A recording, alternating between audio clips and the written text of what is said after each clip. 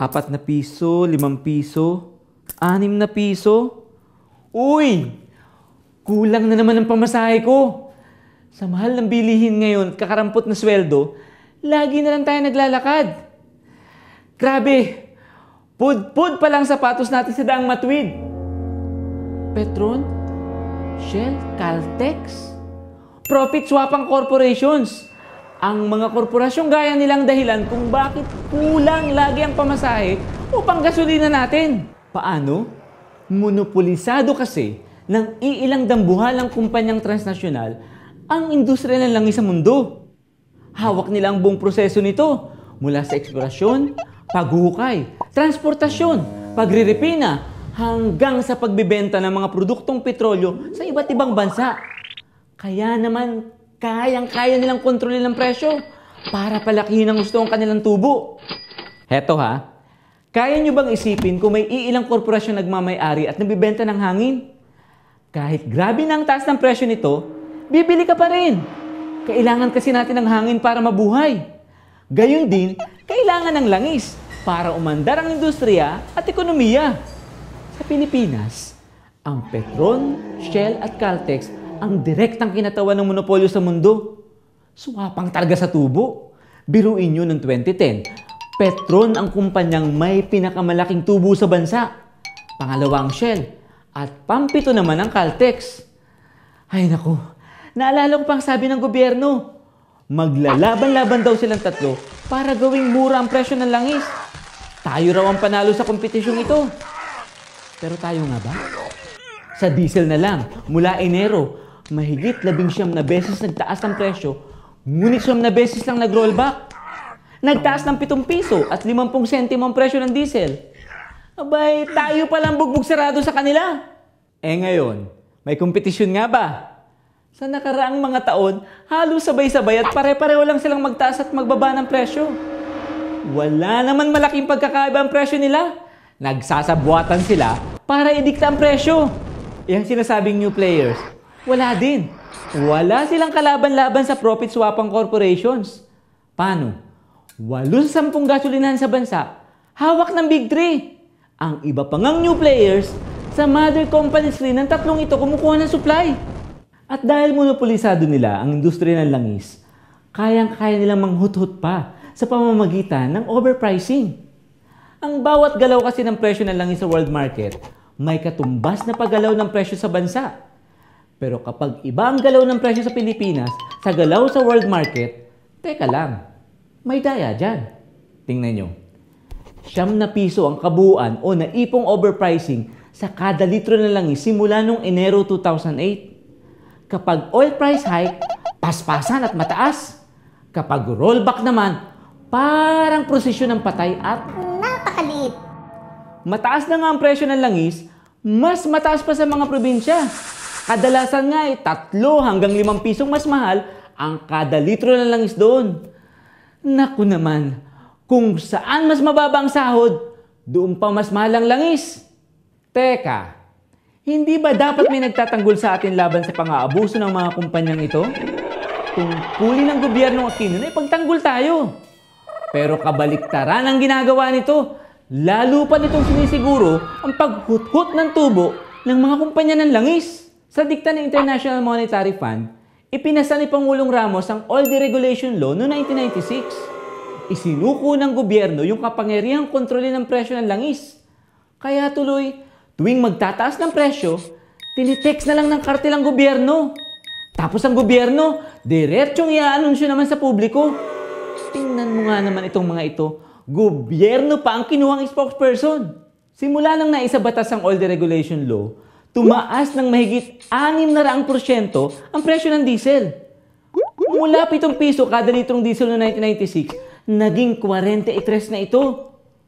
Umabot pa nga ito ng mahigit sa 48 pesos noong 2008. Pinahintulutan ng Oil Deregulation Law ang kartel na buong laya, walang sagka, at walang awang magtaas ng presyo. Kahit katatapos lang ng kalamidad. Kahit dumarami ang nagugutom at naghihirap. But wait! There's more! Bugbog sarado din tayo sa mismong gobyerno. Paano kanyo? Sa pamamagitan ng VAT, Value Added Tax. Napakalaki ng nakukuha nito mula sa VAT sa langis. Sa bawat isang dolyar na pagtaas ng presyo ng langis sa world market, tinatayang 1 bilyong pisong VAT ang kinikita ng gobyerno. Kalakhan naman ito, pinambabayad utang lang. O kaya, kinukurakot. Bilyon-bilyong piso. Pwedeng pambili ng Porsche.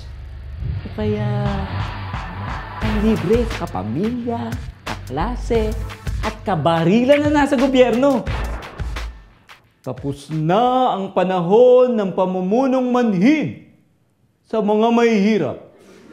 Ha! Pero bakit hindi pa rin nga dinidinig ang panawagan natin kontrolin ang presyo ng langis? Gusto niya kasi tuloy-tuloy ang ligaya ng mga kumpanya ng langis. Naku, hindi niya babanggay ng interes ng kanyang mga kauri. Lalo na ang kanyang chewing si Danding na siya ng pinakamalaking may-ari ng Petron. Imbis na ipa-rollback ang presyo o tanggalin ang VAT sa langis, puro pakitang tawang naisip ng gobyernong Aquino. Gaya na lang ng pantawid pasada. Kwento nga sa akin ng kumpare kong tsuper.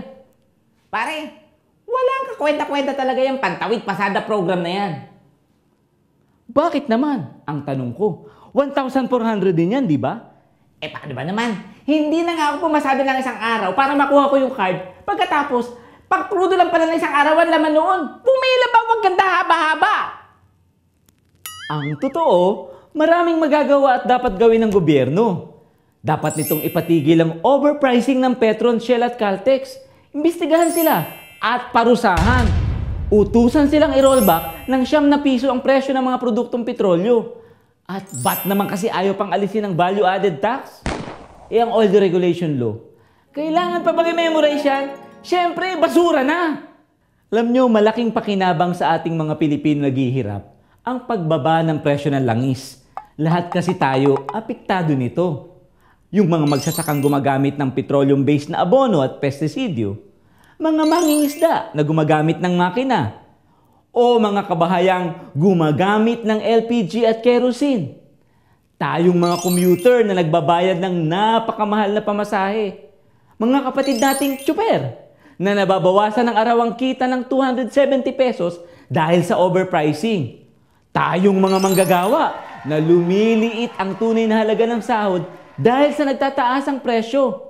At kahit na nga yung mga maliliit na negosyanteng umaaray sa presyo ng langis at kuryente. Pero, kagyat na ginhawa lang yan.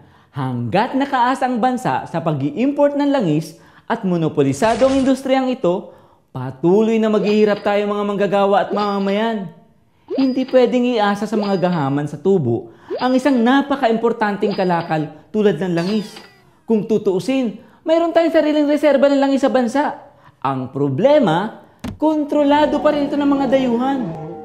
Kung isa sa bansa ang industriya, makukontrol natin ang buong proseso ng paglikha at pamamahagi ng mga produktong petrolyo.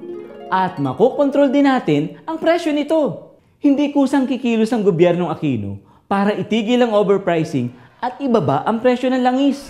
Kailangan natin itong igiit sa pamamagitan ng ating sama-samang pagkilos.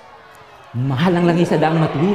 Kaya kailangan gumawa tayo ng sarili nating daan. Kung hahalaw nga tayo sa mga sticker sa jeep, anong sabi? Basta mamamayan at driver, dapat cartel buster. Aba si pare, kasama sa karaban kontra sa kartel. Pare, hintay! Sasama ko sa pare ko, dyan na muna kayo!